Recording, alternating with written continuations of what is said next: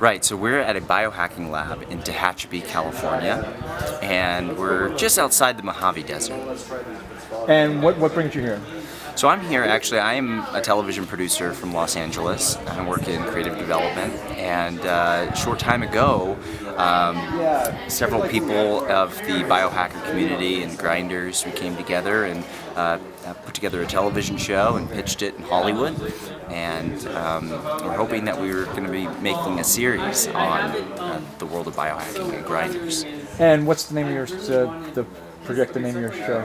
Well, it was optioned by a large production company in LA, and that option just expired. So it was pitched to all the big networks, Discovery, and National Geographic Channel, Sci-Fi, and unfortunately, the executives at those networks didn't want to buy the show. So it's back to me now, and we're trying to figure out if there's a new way of doing it, a new way of putting it together and pitching it in other places.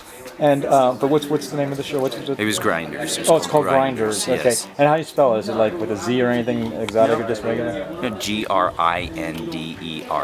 Grinders. All right. And have you done any biohacking yourself personally? Well, I was initiated, so Jeffrey. Can you say I was initiated too? Sure. Because we don't take the questions. Yeah. So let me see how to say this. Okay, so when the guys were in Los Angeles and we were working to develop this TV show, I was initiated, and Jeffrey put a biothermal tag in my arm here. Let's see it hooking out. And then with a scanner, I can scan it and get a readout of my body temperature. And then just yesterday, it's a little swollen, but I have an NFC tag in there, and you can still see it's a little swollen. And what is that? An NFC tag is, I'm really not the person to be telling you what this is, but an NFC tag is just a small device that you can store data on, and you can transmit that data through other different types of devices. And what It made you? stands for Near Field Communication, I believe. Oh, okay. And it's just transmitting. It's transmitting and receiving, or just transmitting? So there's several apps. It's almost like what an NFC card is. It's almost like an access card. So a lot of people who work in an office, they'll have an access card. You pull out, it's on a wire, and you will scan to open the door. Well, with it in your hand, it offers just a level of privacy and also, keeping whatever sort of access that you want on your person. So for instance, I have a lock screen. You can see that it's locked right now. And so using the app that I downloaded that works in conjunction with the NFC, I can just hold it over here and my phone will unlock. So, and then there's other functions that I have programmed. I'm just starting to play with it, and some of the other people know a lot more than I do. But for instance, I programmed it to also, my volume's down, so I'll do that again. 39 minutes. So, if I were to just hold it right there, and it'll read it. Yeah, thank you. Because of the sun. Yeah. It's gonna read what? It's supposed to read the time. All the time? It's still working it out. It is 14 hours and 39 minutes. It is 14 hours and 39 minutes. So that's just by. And then you can apply different tests. So there's apps that you can download in the App Store, and you can use it in a variety of ways to unlock doors, store information. You can share your contact information wirelessly. That's pretty neat. And what drew you into what made you want to do a TV show about it? What drew you into the community? And so also to complete the question, what's interesting for a producer's perspective, the world of biohackers? Yeah. So, I've been a television producer for 5 or 6 years. And let's see how to say this. So, for television, people are always looking for interesting characters, larger-than-life characters with big personalities and hidden worlds. And I think that the world of biohacking definitely is a hidden world. It's bubbling up from the underground. showing itself in the mainstream in some ways, but everybody thinks of wearable technology, but this takes it a step further. So what I was drawn to particularly was just the idea of integrating your biological systems with a computer interface. A great example of that would be when you go to the doctor for a checkup. They'll just take your vitals there on the spot, look in your mouth or feel your body. But I was really interested with the concept of maybe having a device in your body that would be able to have a readout over a long period of time. So you have a vast amount of more data to work with. So that when you do go to the doctor, you can look at, a longer period of time rather than just that one visit. So it's very compelling. It's definitely, the people who are doing it now, they're pioneers, kind of on the forefront of a cyborg future, and I think that's really neat. It's provocative. And why not wait for traditional medical technology, is established to do it, safer, cheaper, or whatever, Well, the philosophy of Grinders is to keep the technology open sourced and allow it to be a collaborative experience. There are very well-funded groups, biomedical groups, biotech companies that are developing their own technologies and implants, and we'll see those eventually. But they're doing it to make a profit. And the philosophy, I think, of grinding and biohacking is to enable it to enhance our humanity beyond a business level. To see the value in it, not just as something to make money or to profit from, but something that can be shared. And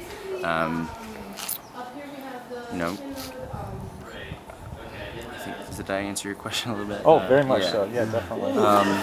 Big companies out there, they're like, for instance, DARPA. They are developing a chip that will go into your spinal cord and help with pain management. There's a lot of well-funded research into that field. Prosthetics, artificial organs. And so, ever since the pacemaker, the artificial heart, people have been putting machines in their body. And this is the next level, and you can see there's a lot of young people involved with it. It's very cutting edge, it's on the bleeding edge of science, and it's really interesting, to take technologies, figure out how you can incorporate them in your body, and then also how they can expand a digital network with the people that people that you interact with, your daily life, your activities. So I think it's very compelling, and a lot of really great projects are coming out right now. So it's interesting to see. And if for somebody who's sort of been in this community for a while, to somebody who's starting at zero, like what are some of the? Be careful. What are some of the main people to follow, read maybe, or do you have any or places to go, or where's sort of to try to get deeper into it? Where's the good starting points? Yeah, well, you're gonna have to talk to a lot of these people. So I'm definitely a fan. And I'm not as enthusiast as some of the other ones are. A lot of these people have a really amazing technical knowledge of engineering, mechanical engineering, biology, and science. And so, I have an appreciation for it, but it's not something that I can really speak on. However, for the team of the show that we were developing, it was Tim Cannon of Grindhouse, Emil Grafstra of Dangerous Things, and then Rich Lee is here as well. Very famous. All those guys are very famous. And of course, we're at Jeff Tibbetts' house, and he's an incredible biohacker, grinder, and very experienced with a lot of the implant procedures. So he does a lot of the implant procedures for everyone. So he'd be a great person to speak to. But in terms of biohacking and grinding, it's anchored by the forum. There's a forum which I'm not on, but biohack.me. And so that's a forum where everybody collaborates, shares ideas, and that's kind of the main place online. And then, around the world, Grindhouse Wetware's in Pittsburgh, Emil's up in Seattle. Rich is from Utah. So I'd say Seattle and Pittsburgh, but we have a photojournalist here as well who's been all over the country recently looking at different biohacking labs, so he might be a great person to speak to as well. Is that an American thing, or internationally there are initiatives like this?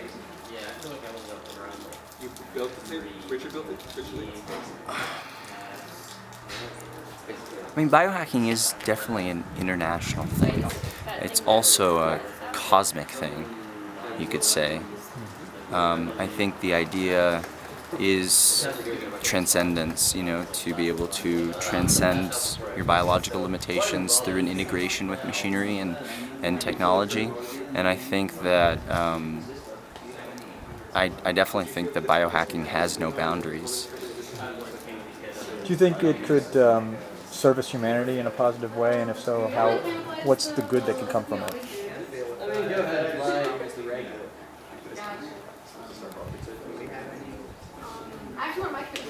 Well, when we were developing the show, a lot of the things that we talked about were unlocking abilities that the idea of unlocking abilities that might lie dormant in your body, and to see if perhaps along the span of evolution, if there are certain things, senses, perceptions that we can tap into with an integration of technology. And so I think that that's interesting. It's not going to turn people into superheroes for sure, but as we live in a very digital world that's interconnected at light speed, and I think I